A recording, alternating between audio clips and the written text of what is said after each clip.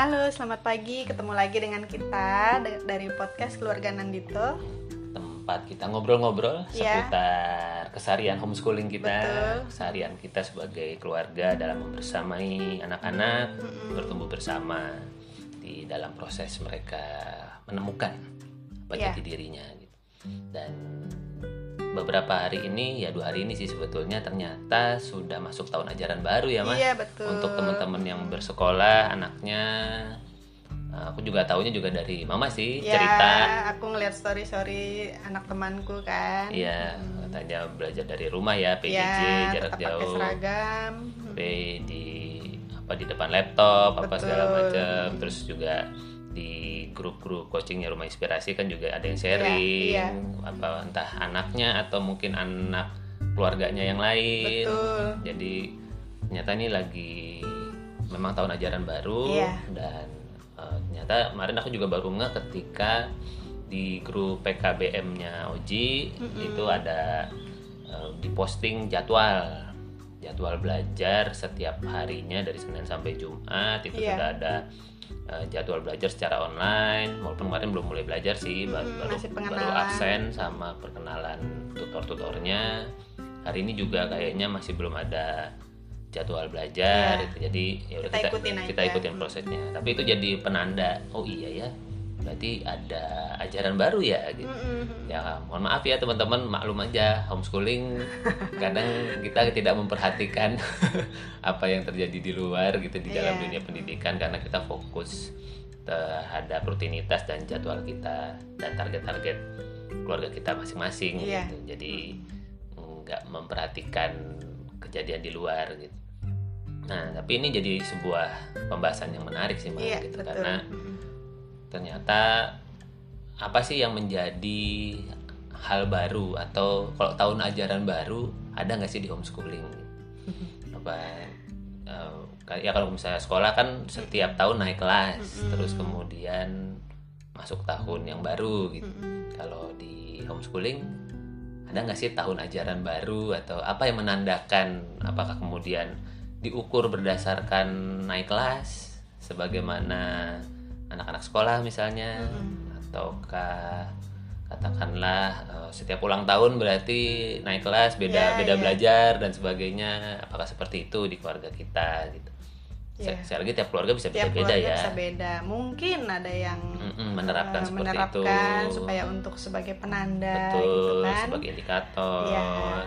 Bahwa anaknya udah umur segini maka gitu belajarnya seperti itu gitu. Nah, tentu setiap keluarga bisa punya cerita dan kebijakannya masing-masing. Iya, betul. Nah, kalau di keluarga kita, tadi sebelum mulai podcast kan kita ngobrol-ngobrol dulu juga kan.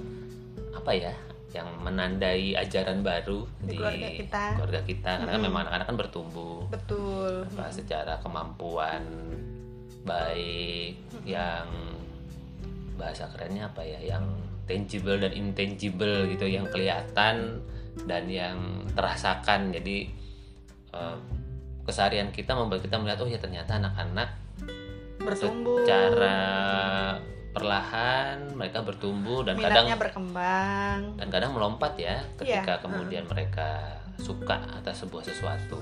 Nah, sepertinya karena kita mau ambil diksi atau kata ajaran baru, tahun ajaran baru yang sedang dijalani oleh teman-teman yang sedang sekolah.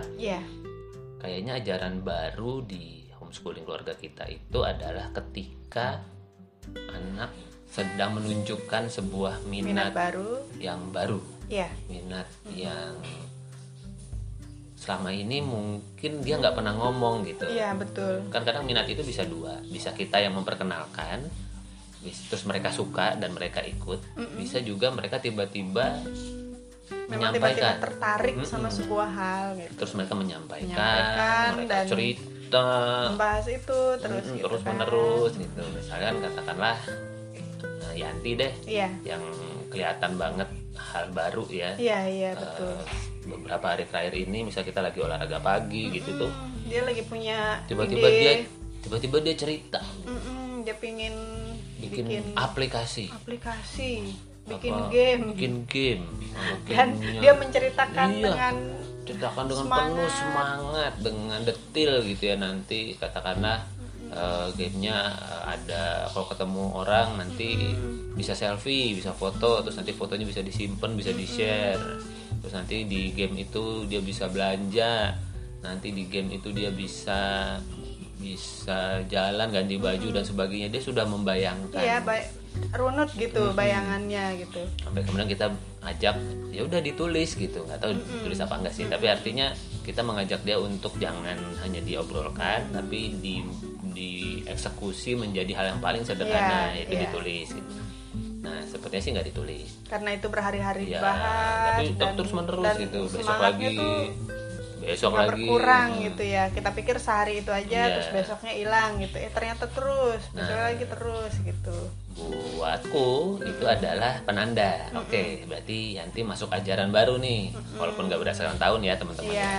Jadi, wah ini Yanti masuk ajaran baru. Artinya apa? Yanti sedang tertarik aplikasi.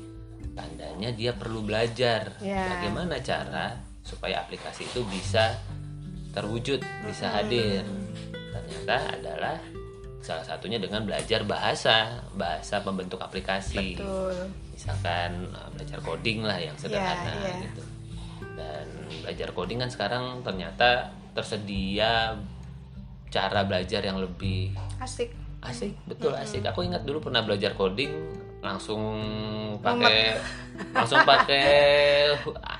aneka huruf-huruf dan angka-angka gitu. Jadi akhirnya harus menghafal bahasa. Kayak kita belajar bahasa baru sih sebetulnya.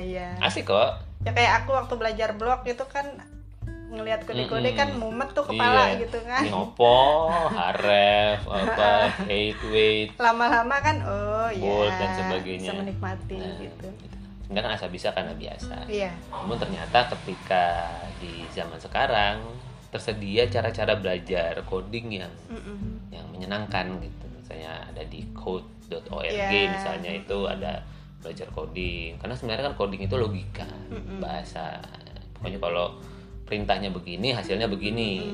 Kalau perintahnya nggak lengkap, ya nggak akan bisa ada hasilnya gitu. Atau hasilnya keliru karena perintahnya tidak sesuai. Nah itu logika yang mau dikenalkan ke Yanti. Dan itu sekarang diajak nih di waktu layarnya, berarti kamu perlu bagi nih, perlu bagi coupling.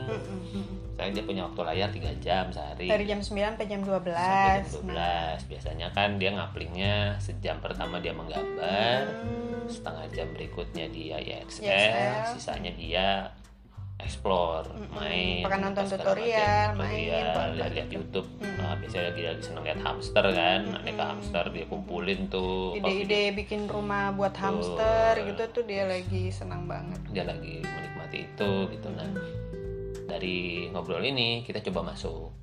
Kita coba memperkenalkan bahwa semua hal yang ada di layar, baik yang di HP, yang di komputer, itu semua bisa hadir. Seperti katakanlah aplikasi perekam yang dipakai buat podcast hari ini, ya itu semua ada kodenya, ada bahasanya, dan itu yang Yanti kalau mau bikin aplikasi perlu mempelajari itu.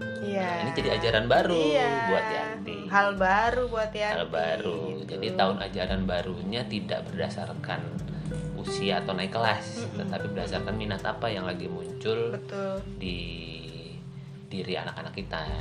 Nah, seperti Oji misalnya berjendela atau katakanlah ajaran barunya, tahun ajaran barunya kejadiannya duluan, atau katakanlah yang tahun ini ya, yang bisa kita ambil milestone tahun ini nggak bareng sama adiknya gitu. Jadi dia punya tahun ajarannya sendiri, punya ajaran barunya sendiri. Misalnya yang paling kerasa adalah dia senang Minecraft dan dia tergerak untuk mengedit sendiri videonya. Dan nah itu video yang dia sudah rekam, dia belajar edit sendiri, naikin ke YouTube sendiri. Gitu. Dan itu dijadikan sebuah project di mana kalau dia berhasil membuat video maka ada reward gitu. Nah itu rewardnya bisa dia kumpulkan jadi poin nanti bisa dikonversi jadi barang-barang yang dia suka, atau menambah jadi alat seperti mouse, jadi tambahan layar juga. Misalnya dia lagi pengen nonton atau dia ingin mempelajari sesuatu tapi waktu layarnya udah habis, dia bisa pakai waktu poinnya dia itu buat dikonversi jadi tambahan layar. Itu kan hal-hal yang kita modifikasi supaya kemudian dia terpacu untuk belajar. Nah, jadi ajaran barunya di keluarga kita seperti itu. Iya. Berdasarkan minat baru yang mereka sedang ingin pelajari. Benar. Dan dari situ kita jadikan media pembelajaran. Kita jadikan media untuk merenungi hikmah-hikmah apa yang bisa direfleksikan di keluarga serap kita setiap harinya. Terus jadikan rencana. Jadi besok apa nih plannya? Sambil terus ya yang basic-basicnya tetap dijalankan ya. Karena ada ISL, terus kita lagi coba bangun habit baru, bangun lebih pagi untuk kemudian kita olahraga bersama, bersih-bersih karena rumah.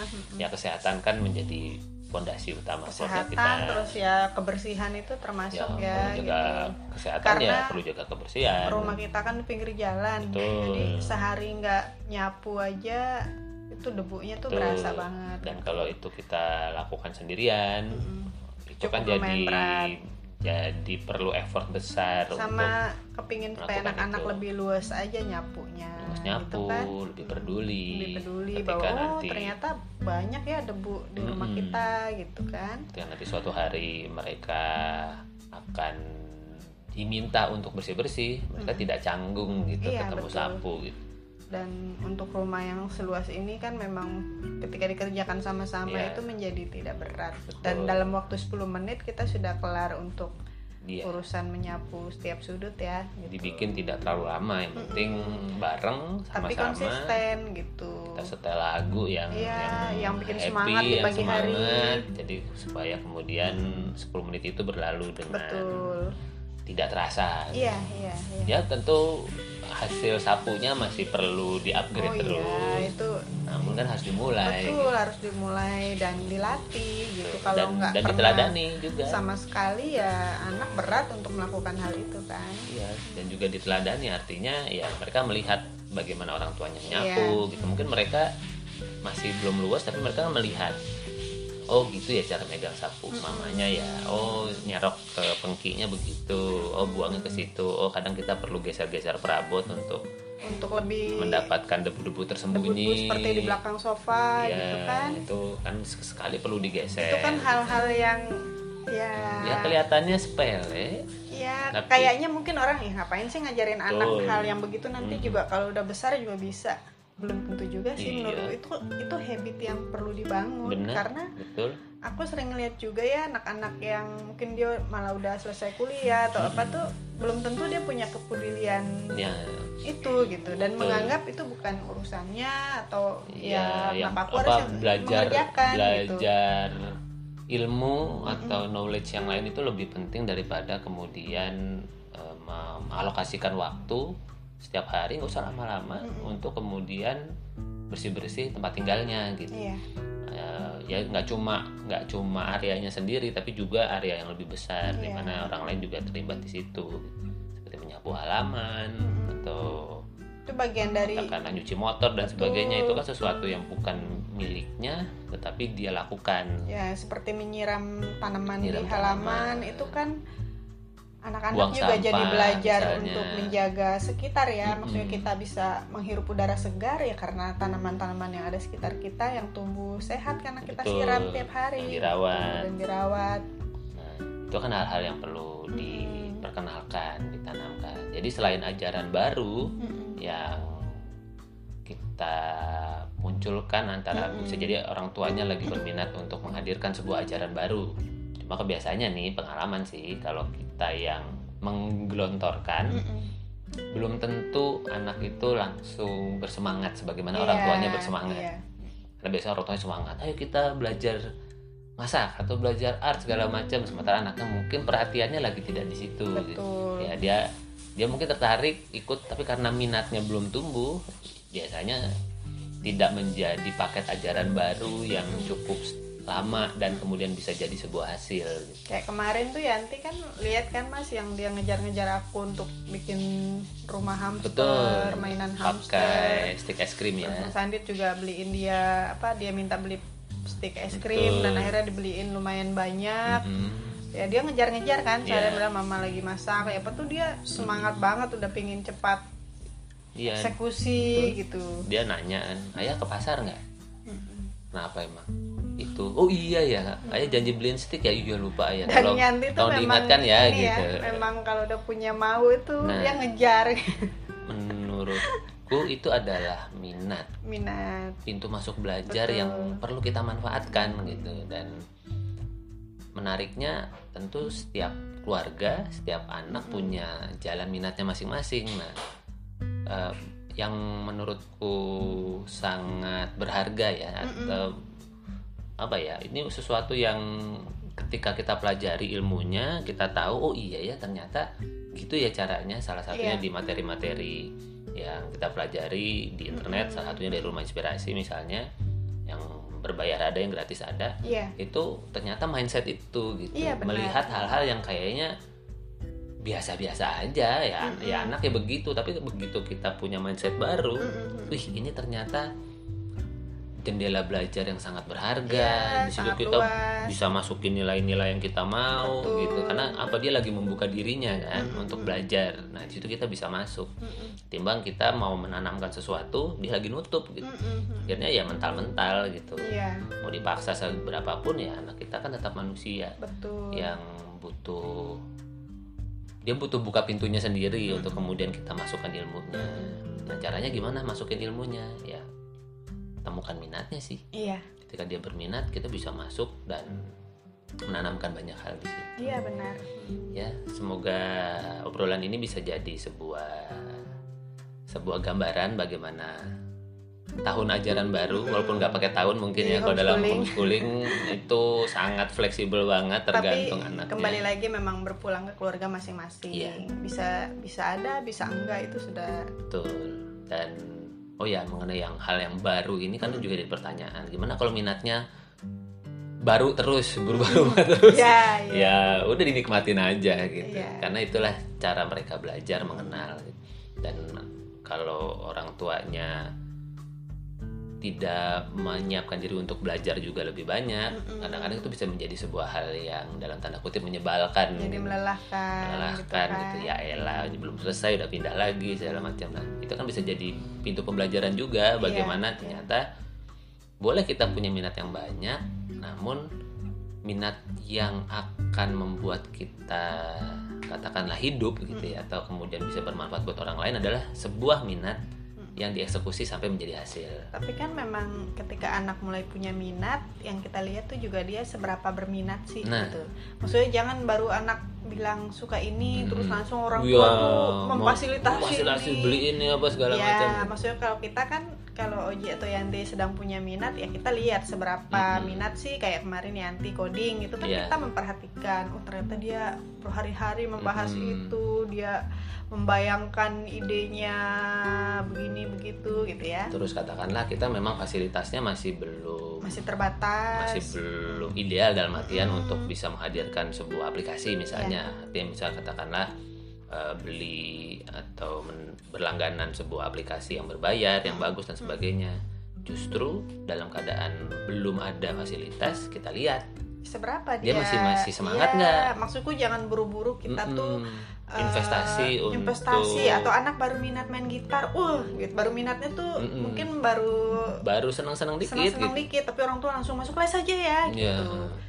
Tapi dilesin, kalau kita kan misalnya Oji kelihatan tumbuh tuh minat gitarnya, udah ada gitar bapaknya di rumah, mungkin ukurannya agak besar, tapi dia konsisten nih tiap hari gitu. Bahkan sampai sekarang kita nggak lesin juga sih. Gitu, kita biarkan dia melatih konsistennya dulu. Masalahnya nanti tiba-tiba dia pingin seriusin gitu dan kita lesin, nggak ada masalah gitu ya. Karena belajar kan nggak ngelihat umur juga sih menurutku. Ada kok yang les udah umur dewasa dan dia pingin seriusin untuk les supaya dia bisa, dan akhirnya jadi jago, dan nggak masalah gitu. Jadi ya itu tadi, maksudnya jangan terburu-buru untuk segera memfasilitasi dengan barang-barang yang mungkin lebih bagus, padahal ternyata anaknya pindah nih minatnya gitu, nggak bertahan di situ. Jadi mungkin salah satu tipsnya adalah ketika anak menunjukkan minat, ya pertama tentu apresiasi. Sambut itu sebagai sebuah hal yang berharga gitu ya. Karena minat itu berharga banget. Betul. Ketika dia muncul, itu aku ngelihat seperti tanaman, seperti benih yang lagi sprout gitu. Kalau kita nggak sabar kan kita mau langsung panen nih, langsung kemudian atau langsung kita mau pindahin ke media tanam yang lebih besar kalau dalam dunia urban farming gitu ya. Tapi padahal dia kan masih sprout, berarti masih butuh untuk ini lagi sprout nih, berarti kita perlu jaga kelembapannya, perlu temukan dengan matahari dan sebagainya. Tapi jangan buru-buru dipindah ke pot gitu karena masih karena kecil. Karena pengen gitu. dilihat hasilnya. Pengen gitu. cepet-cepet dipanen gitu. Besar gitu. Padahal ternyata itu butuh proses. Masih belum di situ fasenya. Sepertinya tipsnya adalah ketika anak-anak lagi ada minat, apresiasi. Caranya gimana? Mendengarkan terus. Biarkan saja dia ngeluarin ceritanya gitu sambil ini juga PR sih, ibaratnya kadang-kadang anak-anak ketika lagi cerita kita sedang punya fokus yang lain gitu. Tentu angka baiknya ketika minat itu muncul, maka kita perlu meletakkan pekerjaan kita, meletakkan gadget kita, alokasikan waktu 2-5 menit untuk mendengarkan dia. Dan dilala anak-anak tuh kadang minatnya suka muncul, semangat cerita pas kita juga lagi sibuk. Betul. Itu kayak tantangan buat kita juga kan untuk itu jadi mendengarkan anak, jadi keseharian kita matanya gitu kan. Kadang munculnya di saat dulu, pas kita lagi tektokan sama orang misalnya. Kok dia ceritanya sekarang sih gitu. Tapi ya ada saat juga mau nggak mau kita ngomong juga sama anak-anak bahwa kita lagi ini sebentar nanti akan. Akhirnya juga anak-anak juga belajar untuk melihat orang tuanya juga sedang ada hal yang perlu diselesaikan. Tapi minat itu adalah sekali lagi menjadi pintu belajar yang berharga, penentu ajaran baru di dalam proses homeschooling. Dan kemudian tips yang berikutnya adalah sabar saja, jangan terburu-buru untuk kemudian menyimpulkan bahwa minatnya ini adalah akan menjadi jalan hidup mereka. Betul. Gitu. Belum tentu juga loh teman-teman gitu. Yang ingin dibangun sekali lagi menurutku bukan skill di dalam minat itu, tetapi semangat belajar, menemukan hal baru dan kemudian mempelajari hal baru tersebut gitu. Karena hidup kita kan akan terus berubah, berkembang. Apakah aku akan terus di dunia urban farming? Katakanlah sekarang itu yang membuat aku lagi ditekuni dan dikenal, mendatangkan rezeki dan sebagainya. Apakah di situ nanti dalam waktu 5 tahun mendatang kita nggak pernah tahu gitu. Ada peluang apa, ada hal menarik apa sedang bisa kita lakukan gitu. Hidup ini kan sangat dinamis gitu. Betul. Makanya yang mau ditanamkan adalah bagaimana menyikapi sebuah hal baru yang kita minati. Ya tentu pertama apresiasi, terus kemudian eksekusi, langkah pertama yang paling visible. Katakanlah kalau buat Yanti deh, contoh coding, ya udah berarti yang paling visible apakah kemudian langsung mendaftarkan dia, gitu cari mentornya gitu, langsung yang berbayar gitu. Betul. Kan. Menurutku dia punyanya apa sih sekarang? Dia punyanya tabletnya itu bisa akses ke browser misalnya ke Chrome gitu. Nah berarti udah belajar di Code ORG dulu aja. Betul. Gitu, sehingga ketika dia nanti ketemu mentornya dan minatnya masih terjaga, dia nggak kosongan gitu.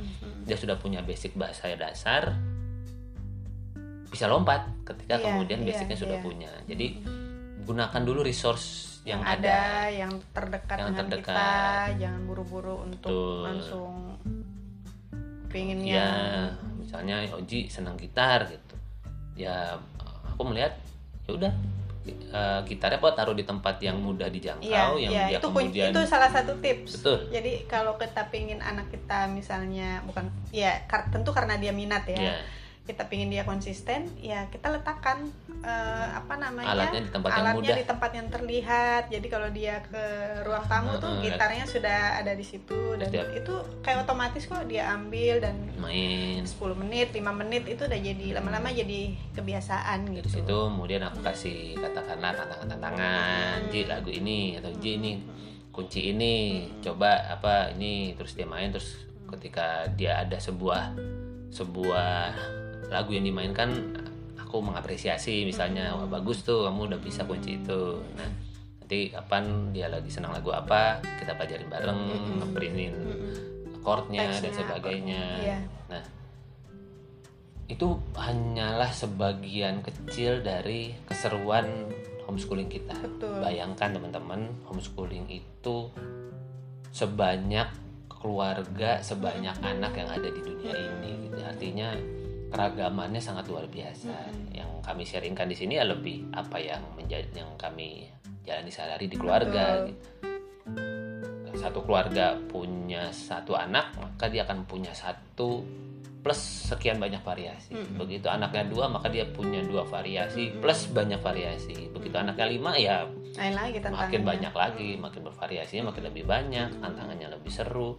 Dan ketika kita tahu tips-tipsnya, kita tahu langkah-langkahnya, maka hari-hari kita menjalani homeschooling akan menjadi lebih nyaman. Orang tua juga nggak stres, ketemu ajaran baru itu siap gitu loh. Oke, ini pintu pembelajaran baru nih. Iya, karena kita memaknai, maksudnya mensyukuri setiap momen yang anak sedang minat anak yang sedang muncul.